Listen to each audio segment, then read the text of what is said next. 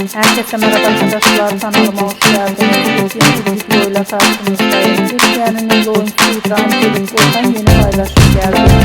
İbrahim Çelikkol'un tatil görüntülerini sizler için kanalımda video halinde sunuyorum.